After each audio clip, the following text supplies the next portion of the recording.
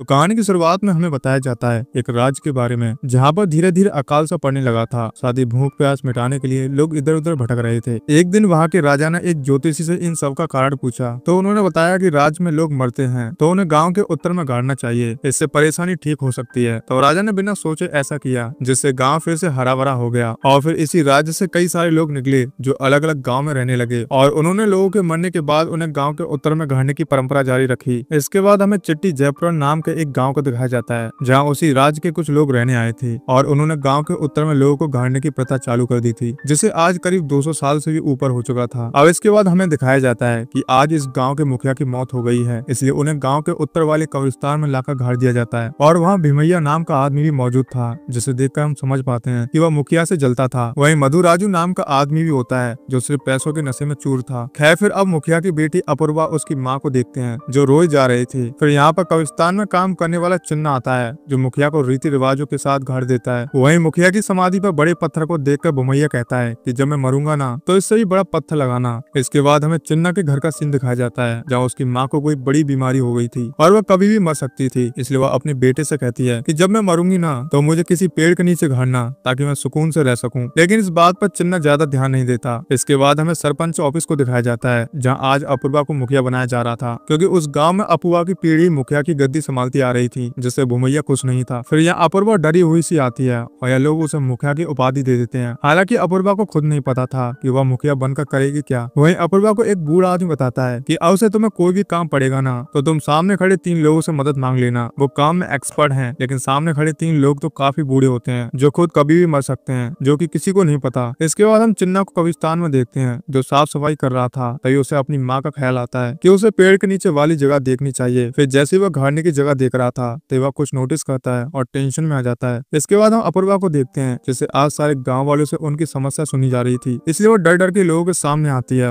और सोचने लगती है कि पता नहीं कौन क्या पूछ ले। फिर भूमैया के लोग जानबूझकर अपूर्वा से ऊट पटांग सवाल पूछने लगते हैं, जिस पर अपूर्वा को जवाब पहले से आता था क्योंकि उसके पिता ने उसे पहले ही ऐसे सवालों के जवाब बताए थे, इसलिए अपूर्वा उनके सवालों के जवाब दे देती है। फिर जब मधुराजू के आदमी सवाल पूछते हैं तो वह उनका भी मुंह बंद कर देती है, जिससे अपूर्वा को लग रहा था कि ये सारे सवालों के जवाब पिता ने बताए ही थे, कितनी आसानी से मैंने इन्हें जवाब दे दिया। तभी वहाँ पर चिन्ना खड़ा होता है और कहता है कि हमारे गांव के उत्तर में अब केवल 4 लोगों को गाड़ने की जगह बची है, उसका हम क्या करेंगे। यह सुनकर तो अपूर्वा चकरा जाती है, यह कैसा सवाल है। तब चिन्ना कहता है कि उत्तर के सिवा हम अपने लोगों को गाड़ नहीं सकते, तो बताओ कोई मरा तो हम उसे कहाँ गाड़ेंगे। अब यह अपूर्वा के लिए एक बड़ा सवाल था, इसलिए वह कहती है कि मैं सोच के बताऊंगी और वह इस मुसीबत का हल निकालने के लिए 2 दिन का समय मांगती है, क्योंकि भूमैया भी पीछे पड़ गया था। फिर वह घर आकर खूब रोती है कि मैं किसी मुसीबत में फंस गई हूँ, अब इस जगह का फैसला मैं कैसे करूंगी। वहीं गाँव में बातें होने लगती है कि कब्रिस्तान में केवल 4 लोगों के लिए जगह बची है, ना जाने हमारे मरने पर हमारा क्या होगा। इधर चिन्ना की माँ की तबीयत कुछ ज्यादा ही बिगड़ गई थी, इसलिए हॉस्पिटल आए थे। तो यहाँ जाते समय चिन्ना की माँ दोबारा से अपने बेटे से वादा लेती है कि वह उसे पेड़ की छाव में ही गाड़ेगा। यहाँ अपूर्वा को देखते हैं जो एक फैसला करती है कि हम पास वाले गाँव में जाकर उनसे मदद लेंगे ताकि वह हमें कब्रिस्तान के लिए जगह दे दें। तब वह पास के गाँव वालों से जमीन की बातें करने लगती है, लेकिन सब लोग मना कर देते हैं। इससे परेशान होकर अपूर्वा सीधा चिन्ना के पास आती है और बताती है कि हमें तो कहीं भी जगह नहीं मिल रही, ऐसे में हम क्या करेंगे। तो चिन्ना कहता है कि आप चिंता मत कीजिए, अभी तो 4 लोगों की जगह बची है, इतनी जल्दी वह जगह नहीं भरने वाली। इस बार अपूर्वा कहती है कि एक काम करो, तुम लोगों की लिस्ट बनाओ जो इन दिनों में कभी मर सकते हैं, इससे हमें आइडिया ही हो जाएगा कि कितने लोगों के लिए हाल फिलहाल में जगह चाहिए होगी। तो चिन्ना ऐसा ही करता है और 2 दिन में एक लिस्ट बना देता है। फिर अपूर्वा पंचायत ऑफिस में आकर सबको बताती है कि टोटल 8 लोगों के नाम है हमारे पास जो कभी भी मर सकते हैं, इसलिए जो पहले मरेगा उसको हम गाड़ देंगे। लेकिन भूमैया कहता है कि नहीं, इस लिस्ट में मेरा भी नाम डालो, क्योंकि मेरा परिवार इस गाँव में सबसे पुराना परिवार है, इसलिए मैं मरने के बाद इसी गाँव में दफन होना चाहता हूँ। इसी बात पर मधुराजू भी बोल पड़ता है और यहाँ भूमैया और मधुराजू के बीच में बहस हो जाती है, जिससे परेशान होकर अपूर्वा चली जाती है। फिर वह सोचने लगती है कि ऐसे में वह क्या करे। तो उसे एक आइडिया आता है कि क्यों ना हो गांव वालों के सामने 25 नाम निकाले जाएं, जिसकी किस्मत होगी उसे गांव के कब्रिस्तान में जगह मिल जाएगी। इसी तरह से अगले दिन अपूर्वा गांव में अनाउंस करवाकर लोगों को बुलवा लेती है और यहाँ अपूर्वा के साथ वाले 3 बूढ़ों ने इस छोटे से काम के लिए अपूर्वा के लिए माइक वगैरह का इंतजाम कर दिया था। तब अपूर्वा लोगों के नाम की पर्ची निकालनी शुरू करती है और 3 लोगों के नाम पूरे हो जाते हैं, जिसमें से एक का नाम मधुराजू के पिता का भी आया था, जिससे वह बहुत ही खुश होता है। फिर जब चौथे नाम की बारी आती है तो पर्ची में भी भूमैया का नाम आता है। यह देखकर अपूर्वा को चिन्ना की माँ की चिंता हो जाती है और वह झूठ कह देती है कि इसमें तो चिन्ना की माँ का नाम आया है, जिसके बाद यह मीटिंग यहीं खत्म हो जाती है। और अपने पिता का नाम पर्ची में आने की खुशी में मधुराजू कहता है कि आज गाँव में मेरी तरफ से सबको पार्टी है, इसलिए गाँव के कई सारे लोग मधुराजू के घर में पार्टी में आते हैं और यह लोग खूब शराब पीते हैं। वहीं हम शराब को बनता हुआ भी देख पाते हैं, जो बहुत ही बुरी तरीके से बनाई जा रही थी। अब अगले दिन जब अपूर्वा उठती है तो उसे एक खबर पता चलती है, इसलिए लोग सीधा मधु राजू के घर आते हैं और यहाँ पता चलता है कि गांव के 4 लोग कल पार्टी में शराब पीकर मर गए हैं। यह देखकर सबके होश उड़ जाते हैं, क्या वो तो कब्रिस्तान की सारी जगह ऐसी खत्म हो गई। और फिर चन्ना उन सबको गाड़ देता है। हालांकि भूमैया काफी खुश हो रहा था कि जब उसे कब्रिस्तान में जगह नहीं मिली तो बाकियों को भी नहीं मिली। इसके बाद रात में चन्ना अपनी माँ से कहता है कि तुम चिंता मत करो, तुम्हारे लिए मैंने जगह देख रखी है, तो मैं वहीं गाड़ूंगा तुम्हें। फिर चन्ना सीधा कब्रिस्तान आता है और पता चलता है कि उसने अपनी माँ के लिए एक जगह पहले से बचाई हुई थी। हालांकि चिन्ना को डर भी था कि अगर गाँव वालों को पता चला कि मैंने बेईमानी की है तो वह उसे छोड़ेंगे नहीं। जिसके बाद अगले दिन चिन्ना समाधि पर गाड़ने के लिए एक खाली पत्थर लेकर जा रहा था ताकि गाँव वालों को यह ना लगे कि कब्रिस्तान में कोई जगह खाली है। लेकिन तभी रास्ते में उसे अपूर्वा मिल जाती है और कहती है कि तुम मेरे साथ चलो, जिस पर चिन्ना मना कर देता है कि नहीं, मुझे जरूरी काम है। लेकिन अपूर्वा उसे पत्थर के साथ ही अपने साथ ले जाने लगती है। फिर अपूर्वा कब्रिस्तान के लिए और भी बाकी गाँव के मुखिया से बात करती है, लेकिन सारे ही लोग साफ मना कर देते हैं कि हमारे गाँव में जलाने का रिवाज है, दफनाने का नहीं। वहीं एक गाँव का मुखिया कहता है कि आपको हम 1 एकड़ देंगे, लेकिन उसके बदले में आपको 1 लाख रुपए देने होंगे। पर इतने पैसे तो अपूर्वा पर थे नहीं, इसलिए लोग लौट आते हैं। फिर जब अपूर्वा गाँव में वापस लौटती है तो गाँव में बवाल हो रखा था, क्योंकि मधु राजू के पिता की हालत खराब थी और उसके आदमी कह रहे थे कि अगर ये अभी मर गए तो बताओ है ना हम कहाँ गाड़ेंगे। जो सुनकर अपूर्वा सीधा घर आती है और रोने लगती है कि यह मुसीबत कैसे खत्म होगी। फिर वह सीधा बाहर की तरफ भागती है और कहती है कि मैं ये मुखिया का पद छोड़ दूंगी, जो भाड़ में जाए, ये सारे लोग भाड़ में जाएं। लेकिन उसकी माँ उसे रोकती है कि यह पद हमारे खानदान की निशानी है, इसलिए यह तुम्हें संभालना ही पड़ेगा। इसलिए अपूर्वा रुक जाती है। वहीं हम चिन्ना को देखते हैं जो अपनी माँ के लिए बचाई जगह पर पत्थर गाड़ देता है। हालांकि वह पत्थर थोड़ा सा टूट जाता है। फिर अगले दिन अपूर्वा चिन्ना को साथ लेकर उसी कब्रिस्तान को देखने आती है और वह चिन्ना के गाड़े उसी पत्थर को नोटिस करती है कि यह पत्थर तो नया नया सा लग रहा है। जिस पर चिन्ना बात को घुमा देता है, यह 100 साल पुरानी कब्र है ना, इसलिए इतनी साफ हो गई होगी। यह सुनते ही अपूर्वा को आइडिया आता है कि हम ऐसा भी तो कर सकते हैं कि जो 100 साल पहले बनी कब्र है उन्हें खाली करके दोबारा से जगह बना दिया जाए। यह आइडिया चिन्ना को भी सही लगता है और अपूर्वा यह बात जाकर गाँव के सारे लोगों को बताती है। तब गाँव का पंडित कहता है कि नहीं, हम ऐसा नहीं कर सकते। लेकिन अपूर्वा उसका मुंह बंद कर देती है और वह अपने आदमियों को ऑर्डर देती है कि 100 साल पुरानी कब्र की लिस्ट बनाएं, हमें उसे खाली करना है। जिसके बाद वह तीनों बूढ़े लोग चिन्ना के साथ कब्रिस्तान में लिस्ट बनाने लगते हैं। लेकिन जैसे ही उसी जगह की कब्र आती है जिसे चिन्ना ने बचा कर रखा था, तो चिन्ना उन लोगों को भूतों की अफवाह सुनाकर उनका ध्यान भटका देता है कि चलो अब बाकी की लिस्ट कब बनाएंगे। फिर चिन्ना रात को जल्दी से आकर उसी लगाए पत्थर पर झूठा नाम और साल लिख देता है, जिससे इस जगह को यह लोग खाली करने की कोशिश न करें। उसी समय वहाँ पर एक शराबी दारू पीते पीते आता है और नशे में उसे ऐसा लगता है कि जैसे भूत उसकी ओर बढ़ रहा है, जो कि चिन्ना ही था।